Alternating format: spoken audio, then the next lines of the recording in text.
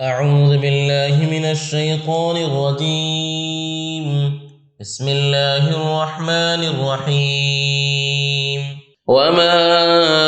أبرئ نفسي إن النفس لأمارة بالسوء إلا ما رحم ربي إن ربي غفور رحيم. وقال الملك ائتوني به أستخلصه لنفسي فلما كلمه قال إنك اليوم لدينا مكين أمين. قال اجعلني على خزائن الأرض إني حفيظ عليم. وكذلك مكنا ليوسف في الأرض يتبوأ منها حيث يشاء نصيب برحمتنا من نشاء ولا نضيع أجر المحسنين. ولأجر الآخرة خير للذين آمنوا وكانوا يتقون. وجاء إخوة يوسف فدخلوا عليه فعرفهم وهم له منكرون. ولما جهزهم بجهازهم قال ائتوني بأخ لكم من أبيكم ألا ترون أني أوفي الكيل وأنا خير المنزلين فإن لم تأتوني به فلا كيل لكم عندي ولا تقربون. قالوا سنراود عنه أباه وإنا لفاعلون. وقال لفتيانه اجعلوا بضاعتهم في رحالهم لعلهم يعرفونها إذا انقلبوا إلى أهلهم لعلهم يرجعون. فلما رجعوا إلى أبيهم قالوا يا أبانا منع منا الكيل فأرسل معنا أخانا نكتل وإنا له لحافظون. قال هل آمنكم عليه إلا كما أمنتكم على أخيه من قبل فالله خير حافظا وهو أرحم الراحمين. ولما فتحوا متاعهم وجدوا بضاعتهم ردت إليهم قالوا يا أبانا ما نبغي هذه بضاعتنا ردت إلينا ونمير أهلنا ونحفظ أخانا ونزداد كيل بعير ذلك كيل يسير. قال لن أرسله معكم حتى تؤتون موثقا من الله لتأتونني به إلا أن يحاط بكم. فلما آتوه موثقهم قال الله على ما نقول وكيل. وقال يا بني لا تدخلوا من باب واحد وادخلوا من أبواب متفرقة وما أغني عنكم من الله من شيء إن الحكم إلا لله عليه توكلت وعليه فليتوكل المتوكلون. ولما دخلوا من حيث أمرهم أبوهم ما كان يغني عنهم من الله من شيء إلا حاجة في نفس يعقوب قضاها وإنه لذو علم لما علمناه ولكن أكثر الناس لا يعلمون. ولما دخلوا على يوسف آوى إليه أخاه قال إني أنا أخوك فلا تبتئس بما كانوا يعملون. فلما جهزهم بجهازهم جعل السقاية في رحل أخيه ثم أذن مؤذن أيتها العير إنكم لسارقون. قالوا وأقبلوا عليهم ماذا تفقدون قالوا نفقد صواع الملك ولمن جاء به حمل بعير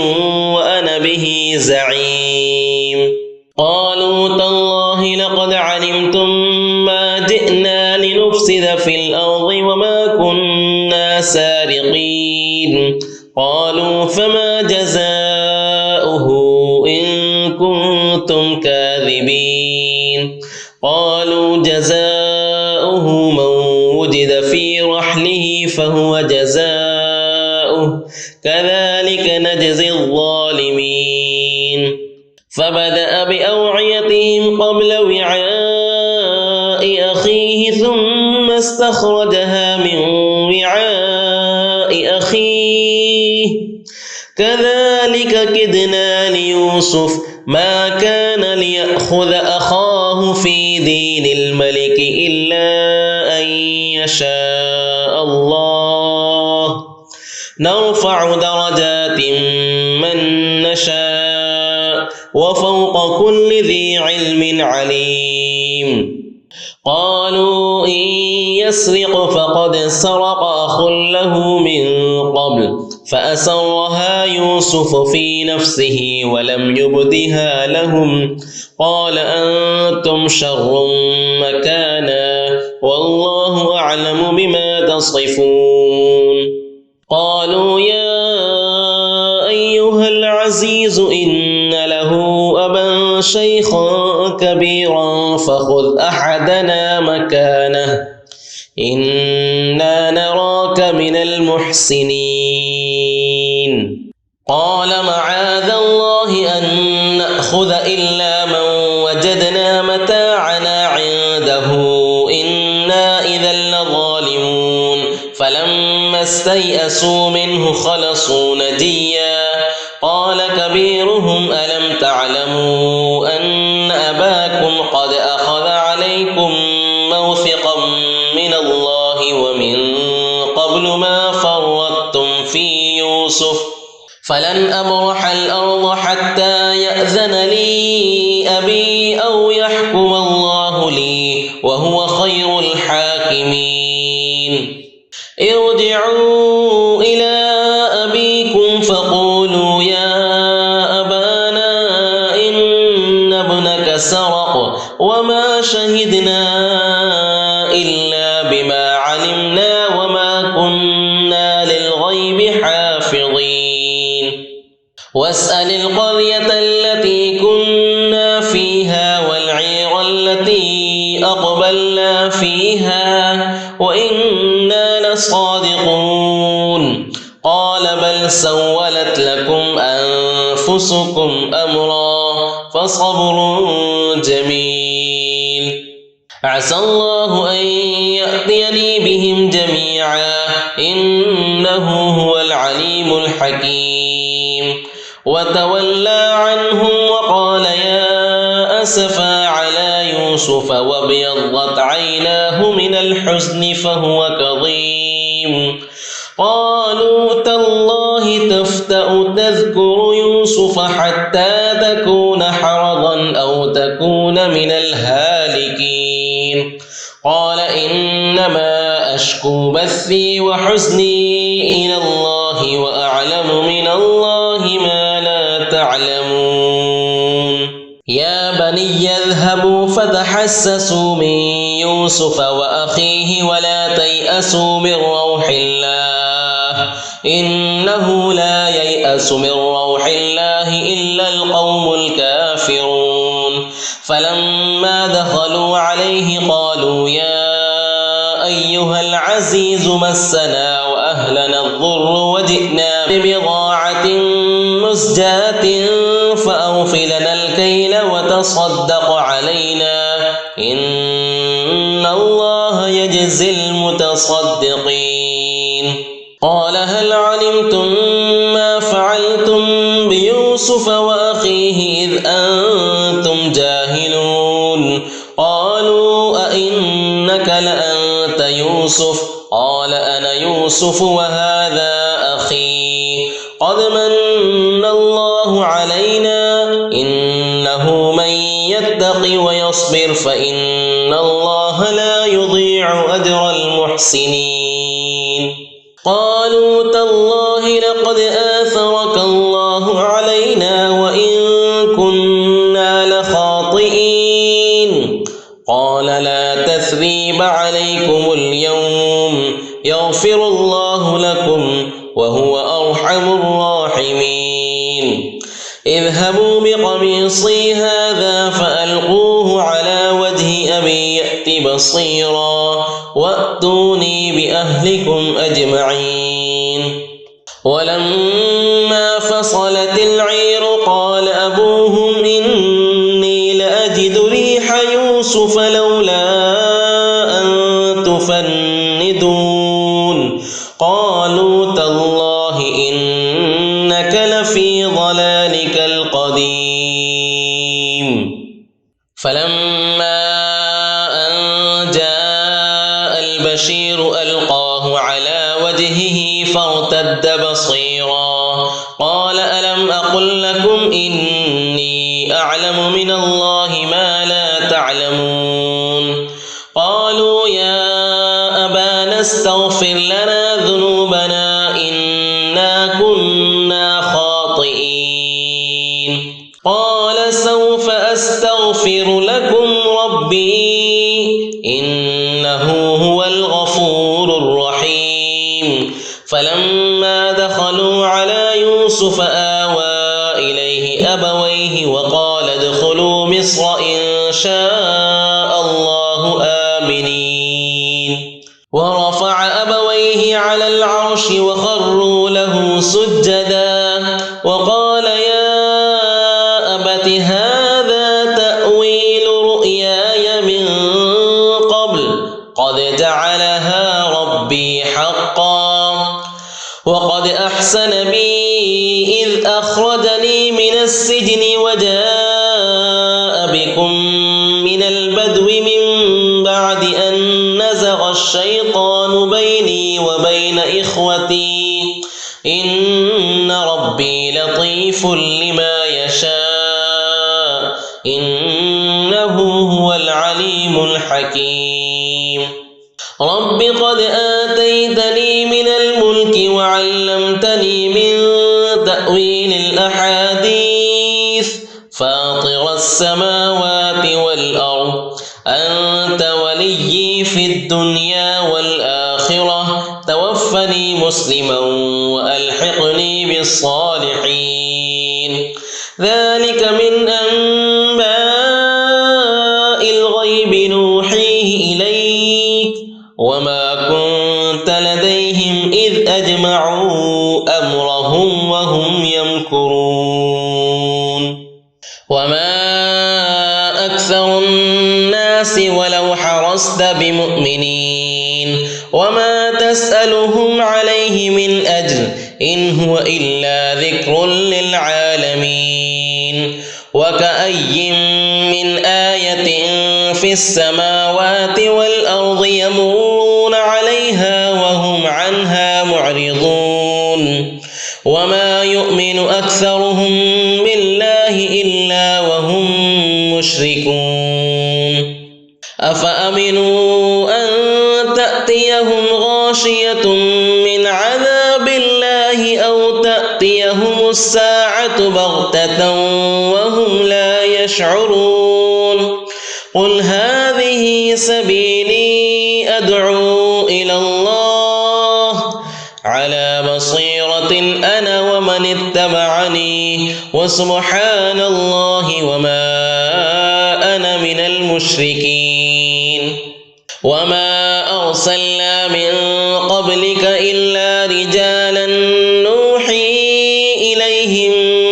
من أهل القرى أفلم يسيروا في الأرض فينظروا كيف كان عاقبة الذين من قبلهم ولدار الآخرة خير للذين اتقوا أفلا تعقلون حتى إذا استيأس الرسل وظنوا أنهم قد كذبوا جاءهم نصرنا فنجي من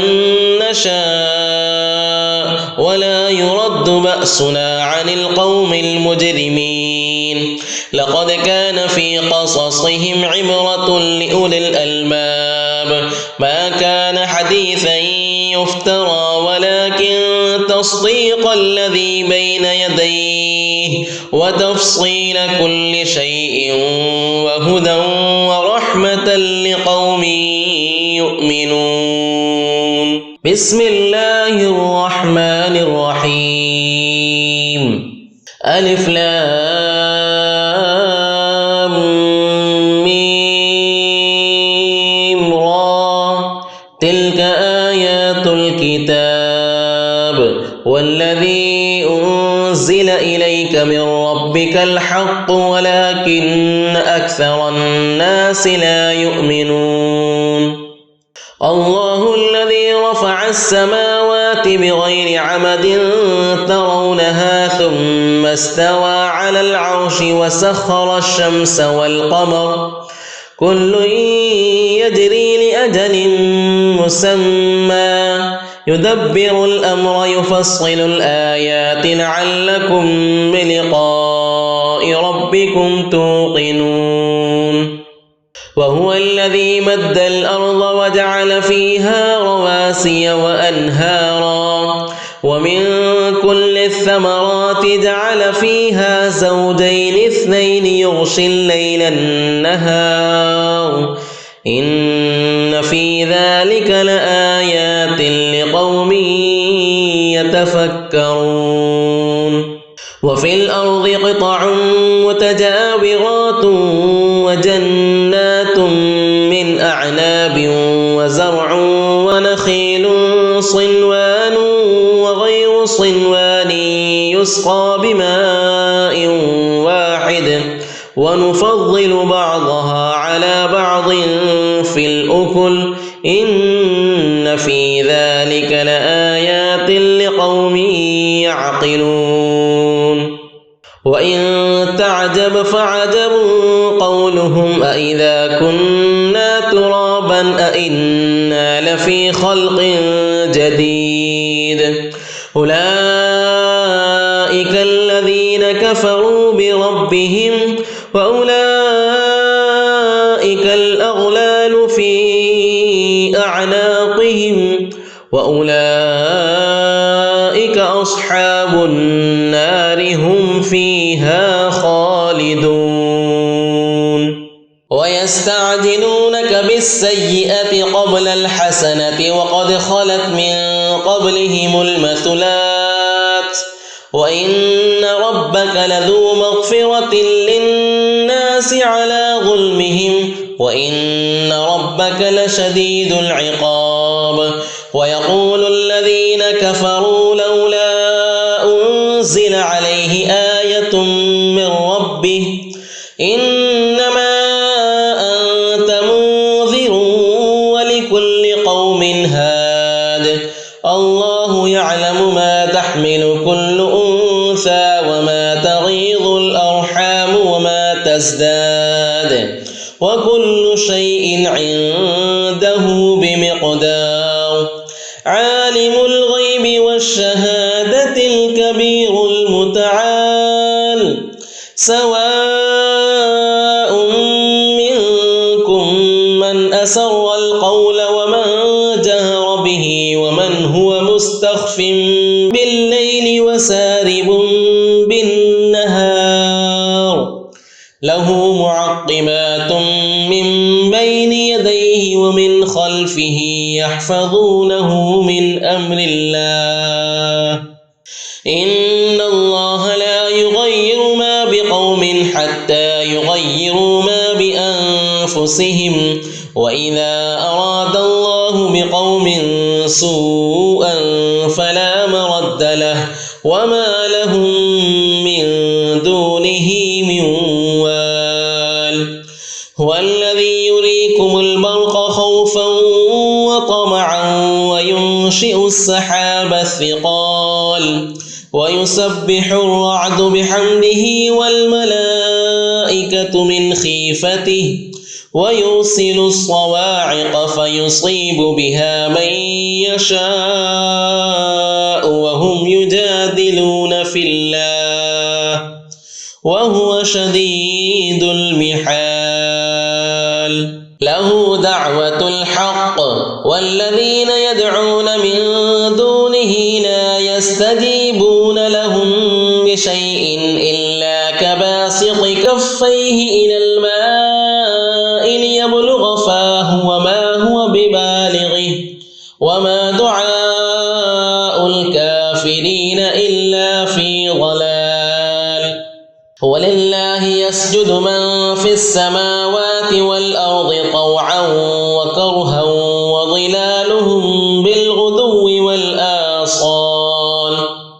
قل من رب السماوات والأرض قل الله. قل أفاتخذتم من دونه أولياء لا يملكون لأنفسهم نفعا ولا ضرا. قل هل يستوي الأعمى والبصير أم هل تستوي الظلمات والنور أم جعلوا لله شركاء خلقوا كخلقه فتشابه الخلق عليهم. قل الله خالق كل شيء وهو الواحد القهار. أنزل من السماء ماء فسالت أودية بقدرها فاحتمل السيل زبدا رابيا ومما يوقدون عليه في النار ابتغاء حلية أو متاع زبد مثله كذلك يضرب الله الحق والباطل. فأما الزبد فيذهب جفاء وأما ما ينفع الناس فيمكث في الأرض كذلك يضرب الله الأمثال. للذين استجابوا لربهم الحسنى والذين لم يستجيبوا له لو أن لهم ما في الأرض جميعا ومثله معه لافتدوا به أولئك لهم سوء الحساب ومأواهم جهنم وبئس المهاد. أفمن يعلم أنما أنزل إليك من ربك الحق كمن هو أعمى إنما يتذكر أولو الألباب. الذين يوفون بعهد الله ولا ينقضون الميثاق والذين يصلون ما أمر الله به أن يوصل ويخشون ربهم ويخافون سوء الحساب. والذين صبروا ابتغاء وجه ربهم وأقاموا الصلاة وأنفقوا مما رزقناهم سرا وعلانية ويدرؤون بالحسنة السيئة أولئك لهم عقبى الدار. جنات عدن يدخلونها ومن صلح من آبائهم وأزواجهم وذرياتهم والملائكة يدخلون عليهم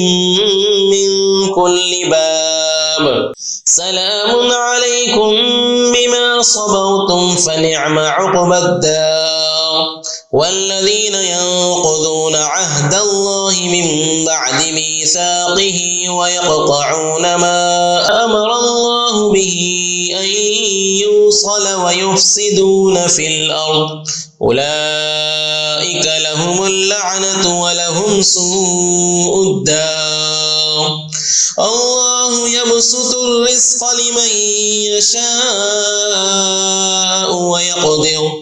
وفرحوا بالحياة الدنيا وما الحياة الدنيا في الآخرة إلا متاع. ويقول الذين كفروا لولا أنزل عليه آية من ربه قل إن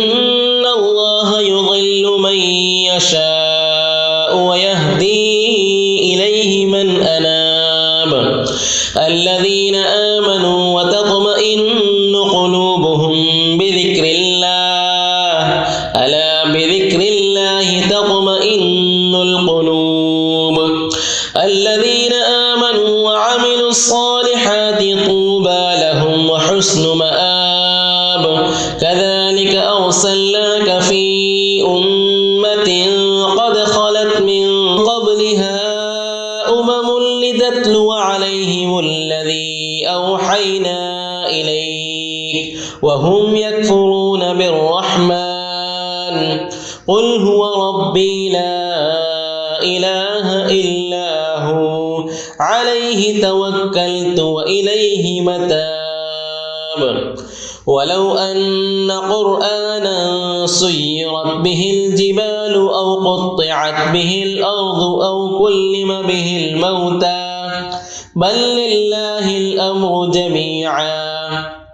أفلم ييأس الذين آمنوا أن لو يشاء الله لهدى الناس جميعا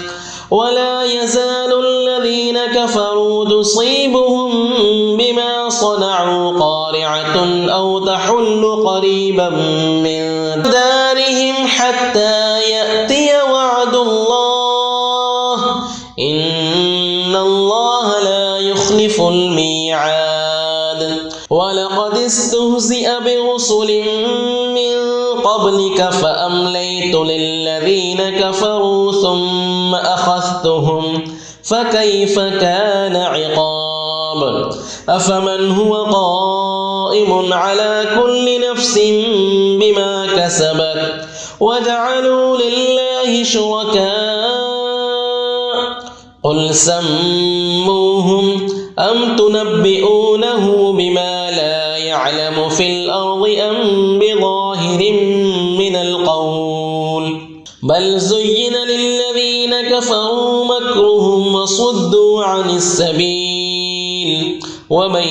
يضلل الله فما له من هاد لهم عذاب في الحياة الدنيا ولعذاب الآخرة أشق وما لهم من الله من واق مثل الجنة التي وعد المتقون تجري من تحتها الأنهار أكلها دائم وظلها تلك عقبى الذين اتقوا وعقبى الكافرين النار والذين آتيناهم الكتاب يفرحون بما أنزل إليك ومن الأحزاب من ينكر بعضه قل إنما أمرت أن أعبد الله ولا أشرك به إليه أدعو وإليه مآب وكذلك أنزلناه حكما عربيا ولئن اتبعت أهواءهم بعدما جاءك من العلم ما لك من الله من ولي ولا واق ولقد أرسلنا رسلا من قبلك وجعلنا لهم أزواجا وذرية وما كان لرسول أن يأتي بآية إلا بإذن الله لكل أجل كتاب يمحو الله ما يشاء ويثبت وعنده أم الكتاب وإما نرينك بعض الذي نعدهم أو نتوفينك فإنما عليك البلاغ وعلينا الحساب أولم يروا أنا نأتي الأرض ننقصها من أطرافها والله يحكم لا معقب لحكمه وهو سريع الحساب وقد مكر الذين من قبلهم فلله المكر جميعا يعلم ما تكسب كل نفس وسيعلم الكفار لمن عقبى الدار ويقول الذين كفروا لست مرسلا قل كفى بالله شهيدا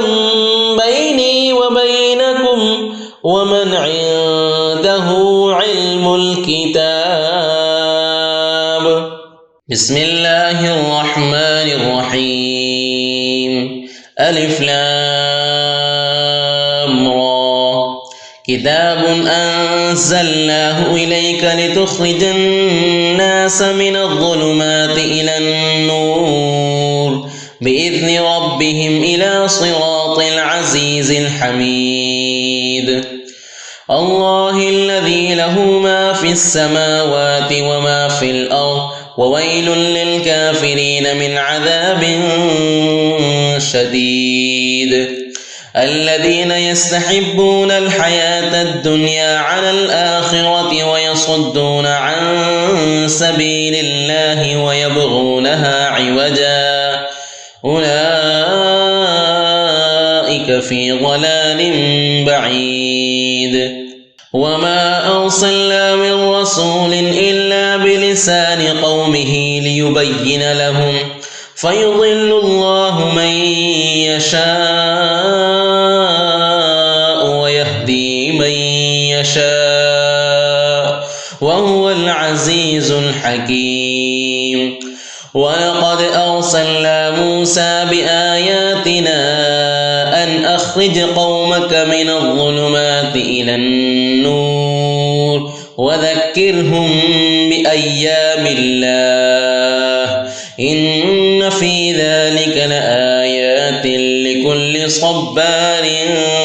شكور. وإذ قال موسى لقومه اذكروا نعمة الله عليكم إذ أنجاكم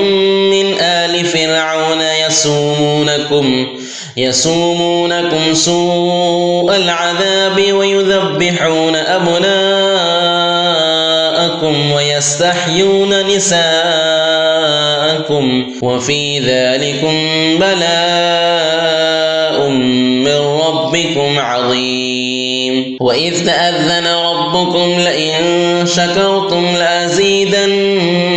ولئن كفرتم إن عذابي لشديد. وقال موسى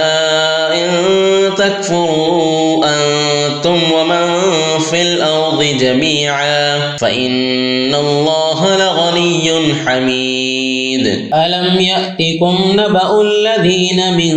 قبلكم قوم نوح وعاد وثمود والذين من بعدهم لا يعلمهم إلا الله جاءتهم رسلهم بالبينات فردوا أيديهم في أفواههم وقالوا إنا كفرنا بما أرسلتم به وإنا لفي شك مما تدعوننا إليه مريب. قالت رسلهم أفي الله شك فاطر السماوات والأرض يدعوكم ليغفر لكم من ذنوبكم ويؤخركم إلى أجل مسمى قالوا إن أنتم إلا بشر مثلنا تريدون أن تصدونا عما كان يعبد آباؤنا فأتونا بسلطان مبين. قالت لهم رسلهم إن نحن إلا بشر مثلكم ولكن الله يمن على من يشاء من عباده وما كان لنا أن نأتيكم بسلطان إلا بإذن الله وعلى الله فليتوكل المؤمنون. وما لنا ألا نتوكل على الله وقد هدانا سبلنا ولنصبرن على ما آذيتمونا وعلى الله فليتوكل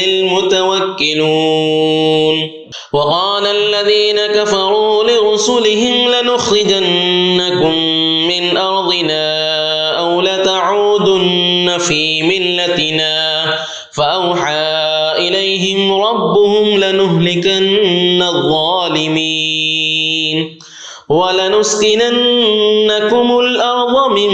بعدهم ذلك لمن خاف مقامي وخاف وعيد واستفتحوا وخاب كل جبار عنيد من ورائه جهنم ويسقى من ماء صديد يتجرعه ولا يكاد يصيغه ويأتيه الموت من كل مكان وما هو بميت ومن ورائه عذاب غليظ مثل الذين كفروا بربهم أعمالهم كرماد اشتدت به الريح في يوم عاصف لا يقدرون مما كسبوا على شيء ذلك هو الضلال البعيد ألم تر أن الله خلق السماوات والأرض بالحق إن يشأ يذهبكم ويأتي بخلق جديد وما ذلك على الله بعزيز وبرزوا لله جميعا فقال الضعفاء للذين استكبروا إنا كنا لكم تبعا فهل أنتم مغنون عنا من عذاب الله من شيء قالوا لو هدانا الله لهديناكم سواء علينا أجزعنا أم صبرنا ما لنا من محيص وقال الشيطان لما قضي الأمر إن الله وعدكم وعد الحق ووعدتكم فأخلفتكم وما كان لي عليكم من سلطان إلا أن دعوتكم فاستجبتم لي فلا تلوموني ولوموا أنفسكم ما أنا بمصرخكم وما أنتم بمصرخي إني كفرت بما أشركتمون من قبل إن الظالمين لهم عذاب أليم وأدخل الذين آمنوا وعملوا الصالحات جنات تجري من تحتها الأنهار خالدين فيها بإذن ربهم تحيتهم فيها سلام ألم تر كيف ضرب الله مثلا كلمة طيبة كشجرة طيبة أصلها ثابت وفرعها في السماء تؤتي أكلها كل حين بإذن ربها ويضرب الله الأمثال للناس لعلهم يتذكرون ومثل كلمة خبيثة كشجرة خبيثة اجتثت من فوق الأرض ما لها من قرار يثبت الله الذين آمنوا بالقول الثابت في الحياة الدنيا وفي الآخرة ويضل الله الظالمين ويفعل الله ما يشاء ألم تر إلى الذين بدلوا نعمة الله كفرا وأحلوا قومهم دار البوار جهنم يصلونها وبئس القرار وجعلوا لله أندادا ليضلوا عن سبيله قل تمتعوا فإن مصيركم إلى النار قل لعبادي الذين آمنوا يقيموا الصلاة وينفقوا مما رزقناهم سرا وعلانية من قبل أن يأتي يوم لا بيع فيه ولا خلال الله الذي خلق السماوات والأرض وأنزل من السماء ماء فأخرج به من الثمرات رزقا لكم